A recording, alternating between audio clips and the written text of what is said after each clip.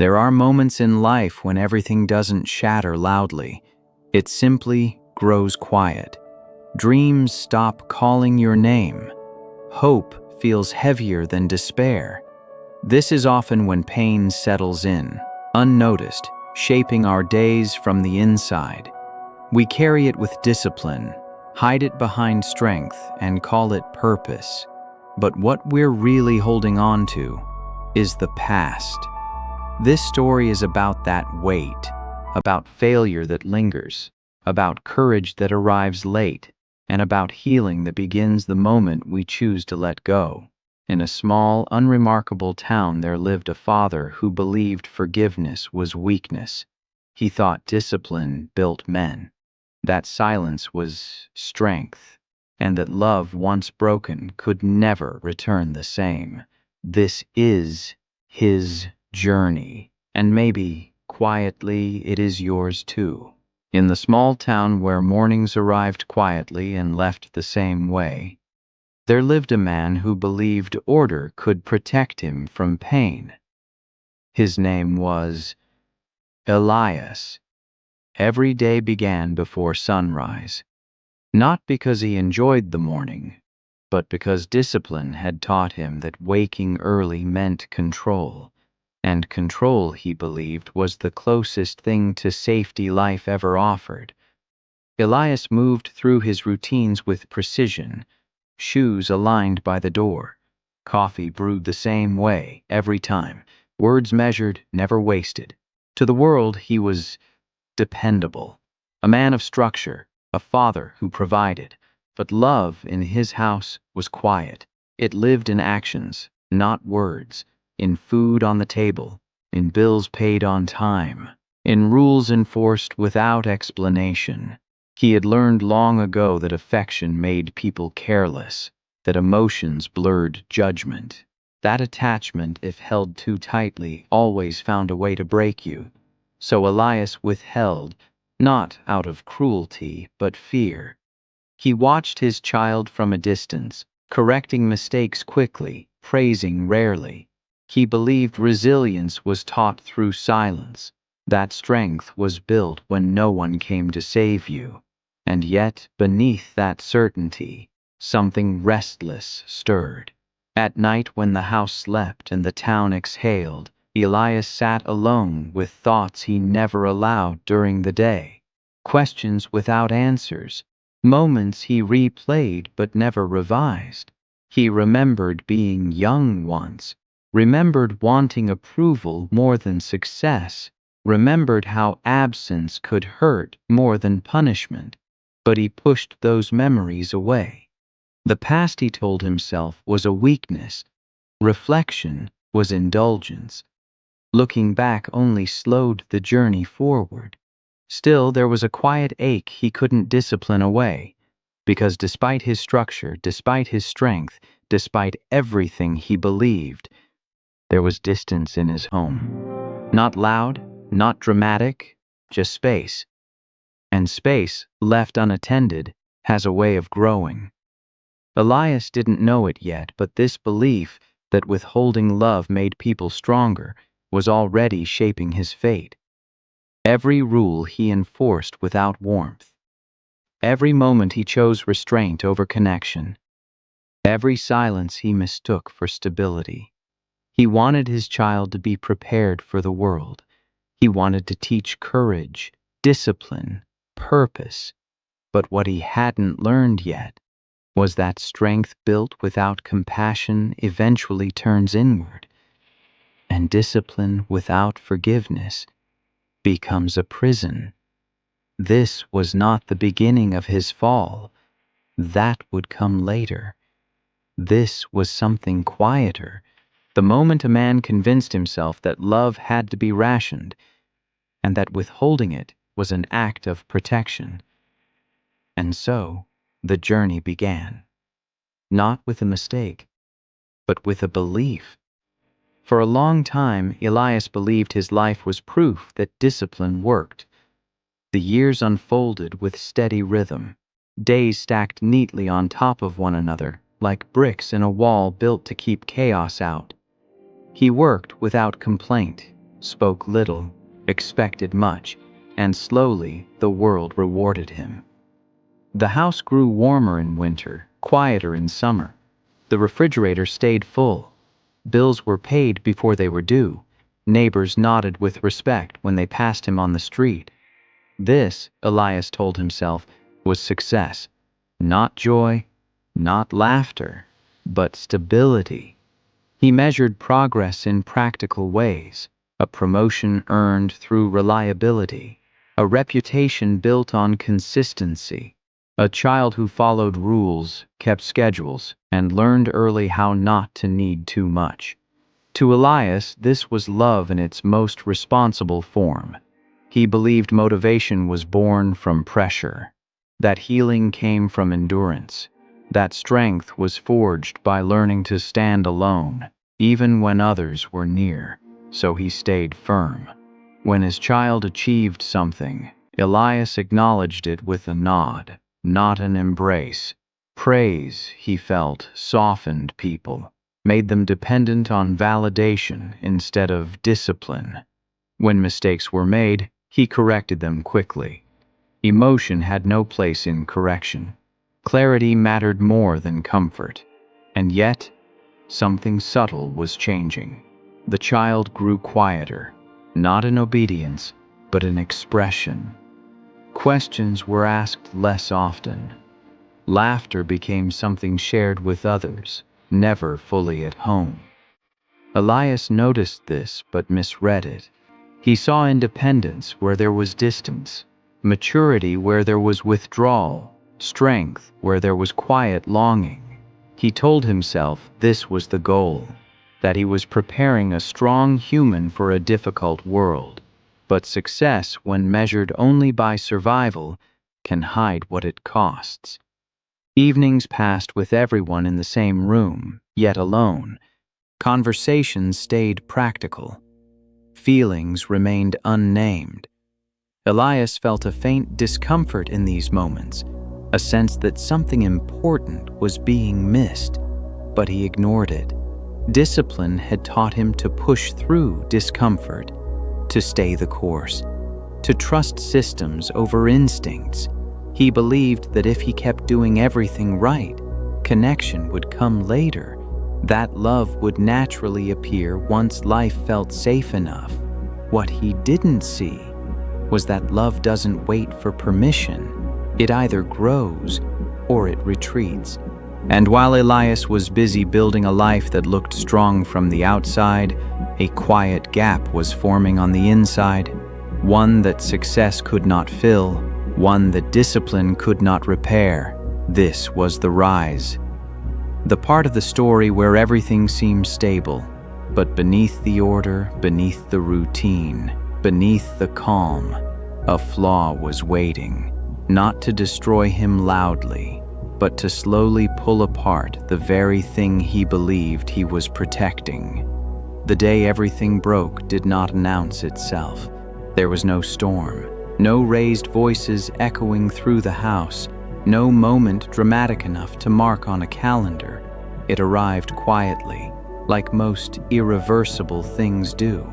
It began with a mistake, not a small one, not the kind that fades with time, but the kind born from fear, pressure, and the desperate need to be seen. When Elias discovered it, his first response was not anger. It was disbelief. He stood there, holding the weight of it in his hands, reading and rereading the truth as if repetition might change it. This was not how things were supposed to unfold. This was not what discipline produced. His chest tightened. Control, his greatest ally, slipped through his fingers. When he finally spoke, his voice was calm. Too calm. Words came out measured, precise, and unforgiving. There was no shouting, no accusations thrown wildly, just disappointment. And disappointment, when delivered without warmth, cuts deeper than rage. He spoke of consequences, of responsibility, of how choices shape the rest of your life. He did not speak of fear. He did not speak of love. He did not ask why. In that moment, Elias believed he was teaching a lesson, but what his child heard was something else entirely. They heard that failure erased worth, that mistakes outweighed years of effort, that love was conditional, earned, not given. The space between them widened, silence followed. Days passed without real conversation. Meals were eaten separately, doors closed gently but firmly. Elias told himself this distance was necessary, that pain now would prevent pain later, that discipline required separation. Then came the moment he didn't expect. A bag by the door, a note, short and carefully written. No blame, no anger, just absence. Elias stood in the quiet that followed, staring at what was left behind. A room that still smelled familiar, a chair that would no longer be used, a routine suddenly missing its purpose. For the first time in years, he felt something he couldn't categorize. Not anger, not regret, at least not yet. It was failure, the kind that doesn't break things around you, only the things inside. He had done everything right, followed every rule he believed in, built a life on discipline and control, and still, something had slipped away. That night, Elias sat alone in the dark, the house unusually loud in its emptiness. He replayed the conversation over and over, searching for a different outcome. But the words were already spoken, and silence, once chosen, has a way of staying. This was the fall. Not because he lost control, but because he realized too late that control was never the same as connection. In the weeks that followed, Elias lived in two timelines at once. One was the present, where morning still came, coffee still brewed, and the town continued as if nothing had changed, where people greeted him the same way, unaware that something essential was missing from his life. The other lived entirely in his mind. It replayed that final conversation endlessly, each pause, each carefully chosen word, each moment where he could have spoken differently, but didn't. Elias told himself he was right. That discipline demanded distance, that consequences were necessary. Forgiveness, he believed, would only weaken the lesson. So he clung to the past, not because it comforted him, but because letting go felt like admitting failure. He kept the room untouched, the bed made, the door closed, but never locked, as if preservation could invite return. Every object became evidence, proof that the bond still existed somewhere, even if broken.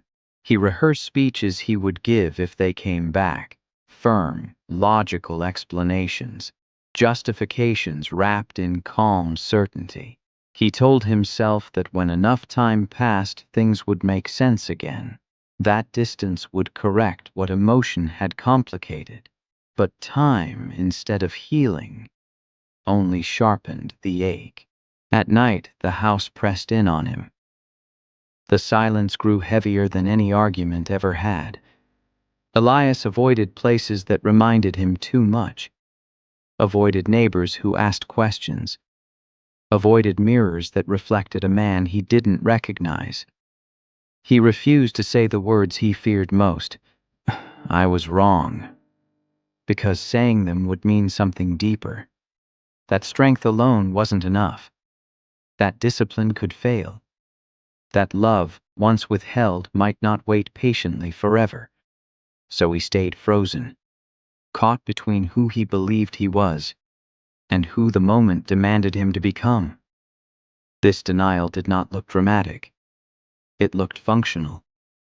He went to work, paid his bills, followed routines with even greater precision than before. But inside, everything stalled. Healing requires movement, and Elias chose stillness instead.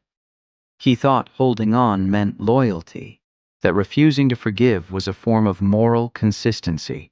What he didn't see was that forgiveness is not forgetting.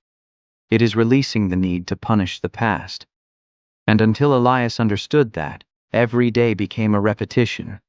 The same thoughts, the same silence, the same unresolved ending. He was no longer protecting himself. He was preserving the wound, and wounds kept alive long enough begin to shape the soul. Over time, the house stopped feeling like a home. It became a structure. Four walls holding routine, not meaning. Silence replaced conversation so completely that Elias no longer noticed it arriving. This was not grief as the world imagined it. There were no tears, no dramatic breakdowns, no visible signs of collapse, just absence. Elias woke up, worked, returned, and repeated. Discipline carried him forward even when purpose did not. Meals were smaller, lights stayed off longer, rooms remained unused. He sat in the evening staring at nothing in particular, listening to the faint sounds of the town settling into night.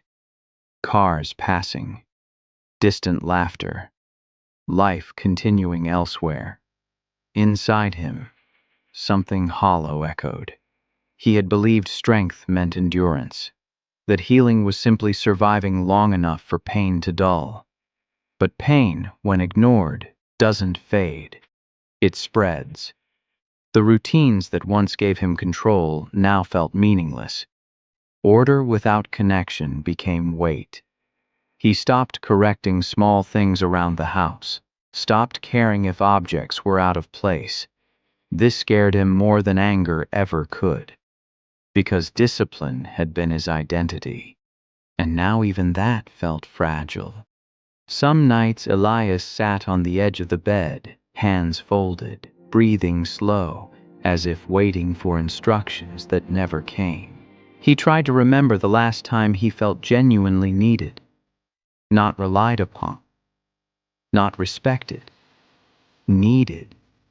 The answer never arrived. In this emptiness, he began to understand something uncomfortable.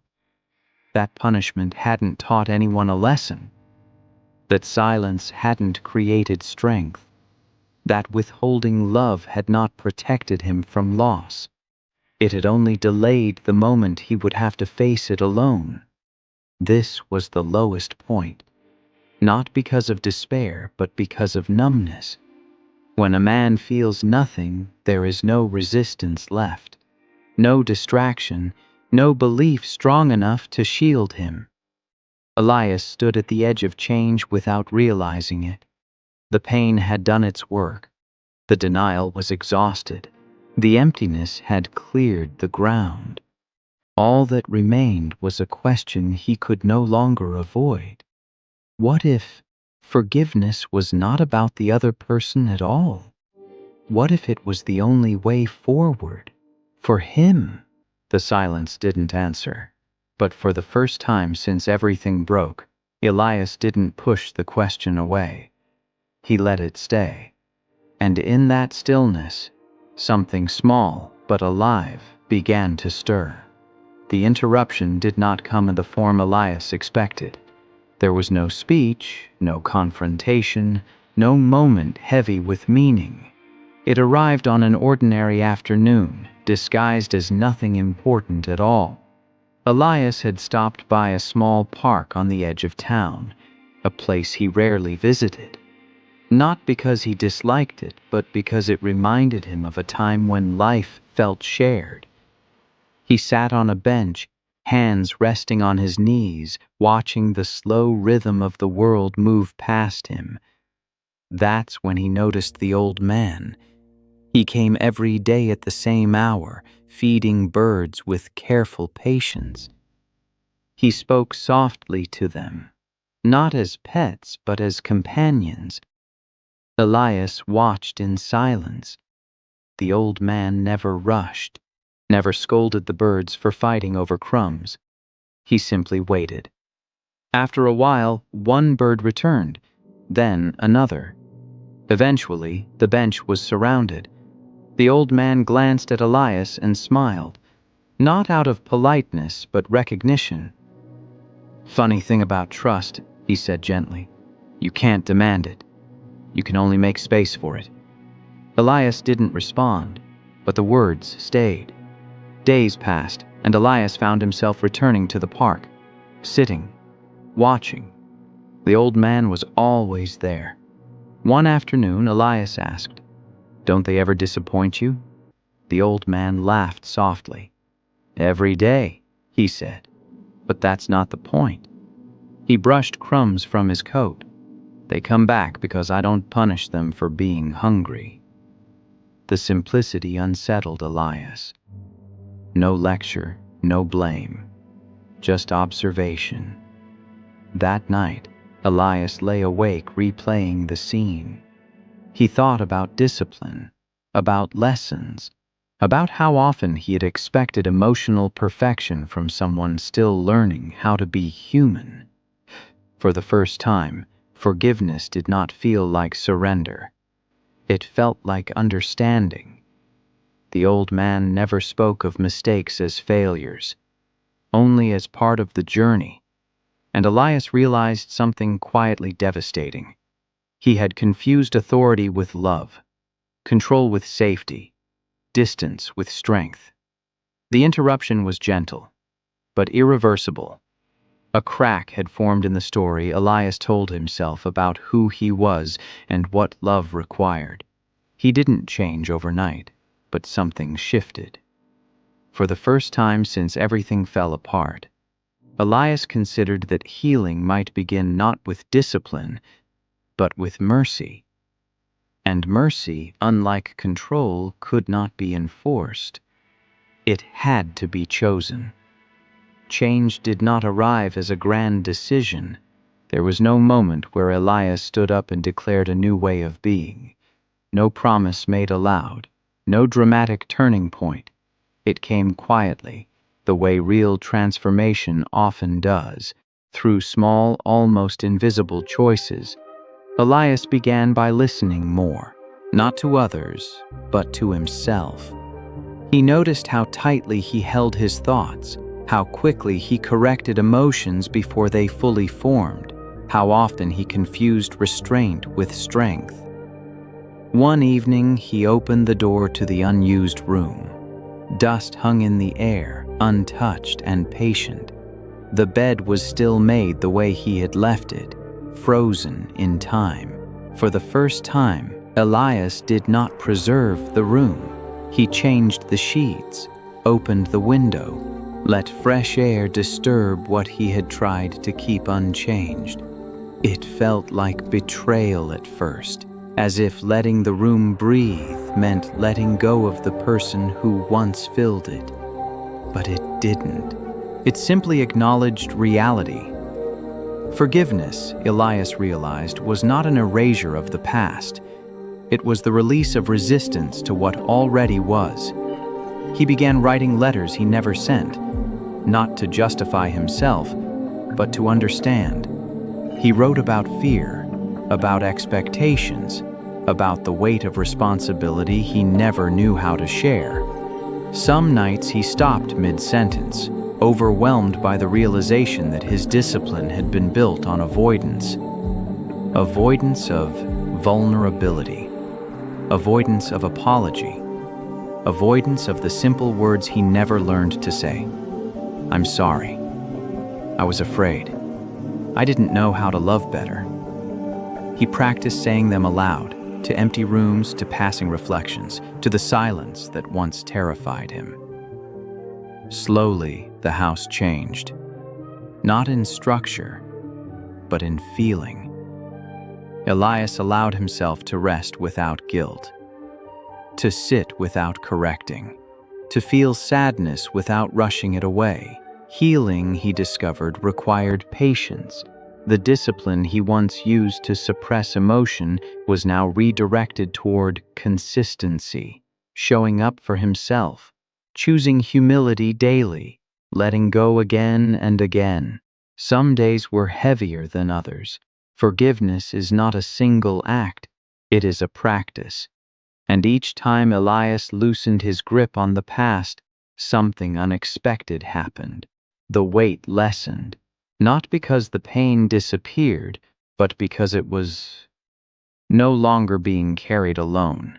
He understood now. Rebirth doesn't mean becoming someone new. It means becoming honest about who you've always been. And for the first time, Elias felt the faint presence of peace. Not the loud kind. The kind that arrives softly when resistance finally ends. Growth, Elias learned, does not erase old habits. It simply makes them visible. Just when life began to feel lighter, when peace settled into his routines like a familiar breath, the past returned, testing everything he thought he had learned. It happened during moments of stress, a long day at work, a careless remark from a stranger, a memory triggered without warning. The old instinct rose quickly: withdraw, correct, control. There were evenings when Elias felt the familiar urge to retreat into silence, to tighten his schedule, to reassert order as a way of calming himself. He recognized the pattern now. Discipline had once been armor, and armor, when worn too long, becomes a cage. One afternoon he caught himself drafting another unsent letter, this time full of explanations and justifications, not apologies. He stopped. Growth, he realized, wasn't about perfection. It was about noticing the moment before the old self took over. So he chose differently. Instead of withdrawing, he stayed present.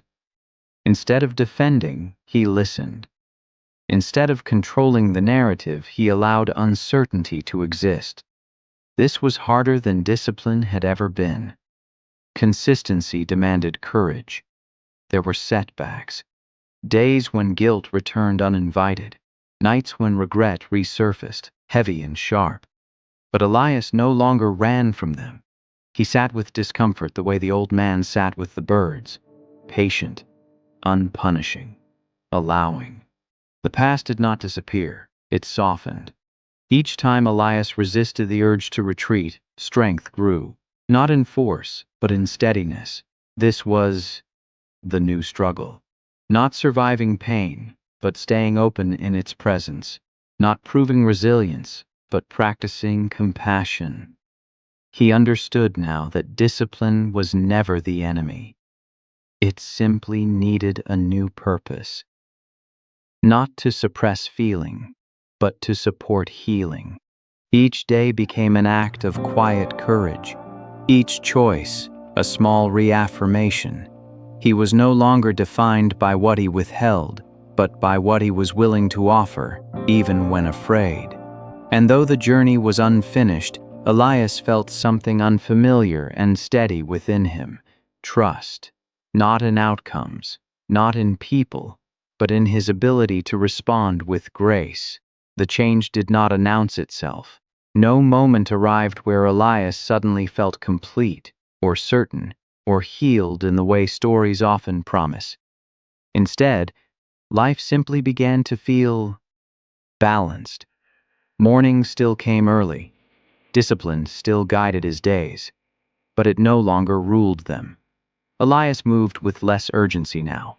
He listened more than he spoke, and when he spoke, his words carried warmth instead of weight. Love, he discovered, did not require authority to survive. It required presence. There were small moments, almost unnoticeable, that marked this transformation. He began greeting neighbors with genuine curiosity, holding doors open not out of habit but awareness, allowing conversations to wander without steering them back to safety. Purpose shifted too. It was no longer about control or legacy. It was about alignment, living in a way that left room for others to exist fully, mistakes included. And then, one ordinary afternoon, life offered him a quiet gift, a message, not dramatic, not heavy with emotion, just a few simple lines, an update, a shared memory, a question at the end. Elias sat with the message for a long time before responding, not because he was afraid, but because he wanted to answer as the man he had become, not the one he used to be. He didn't explain, didn't justify, didn't correct. He replied with honesty, with apology, with openness, with patience. Whatever came next, he knew one thing. Love was no longer something he rationed. It was something he practiced. Peace followed. Not because everything was resolved, but because resistance had ended. Elias understood now that forgiveness was not a single bridge you crossed once. It was a way of walking, a posture of the heart. And whether reconciliation unfolded slowly or not at all, he was no longer trapped in the past. He had learned how to love without fear, to lead without control, to remain open without losing himself. This was the new dawn. Not bright, not loud, just steady. And for the first time in a long while, Elias felt ready, not for perfection, but for connection. There is a quiet truth most of us learn too late. That strength is not proven by how much we can endure, but by how willing we are to soften. Elias believed discipline would protect him. That control would keep love intact, that withholding emotion was a form of wisdom. But life taught him something gentler, that forgiveness is not weakness, it is courage without armor. You see, failure is not the moment everything breaks. Failure is the moment we refuse to grow from what broke us. Elias learned that healing begins when we stop punishing the past, when we release the need to be right, when we accept that love, to survive, must be allowed to breathe. Letting go does not mean forgetting. It means choosing peace over pride, understanding over judgment, connection over control. There are moments in your own life, perhaps right now, where silence feels safer than honesty, where discipline has become a shield, where strength looks like distance. But real strength asks something different. It asks you to stay present when it would be easier to withdraw, to listen when correction feels more familiar, to forgive, not because others deserve it, but because you do. Forgiveness does not rewrite the past, it frees the future. Purpose is not found in perfection. It is found in alignment between who you are and how you love. And rebirth is never dramatic. It happens quietly, the moment you choose not to carry the weight anymore. If this story found you at a time of struggle, remember this: you are not late, you are not broken beyond repair, and you are not weak for wanting peace. The journey continues, not when everything is fixed, but when you decide to move forward with courage and compassion. And if this story resonated with you, if it reflected a part of your own path, carry it forward. Share it with someone who needs healing. Stay for the journey and allow yourself the strength of letting go. Because the most powerful transformation is the one that leads you back to yourself.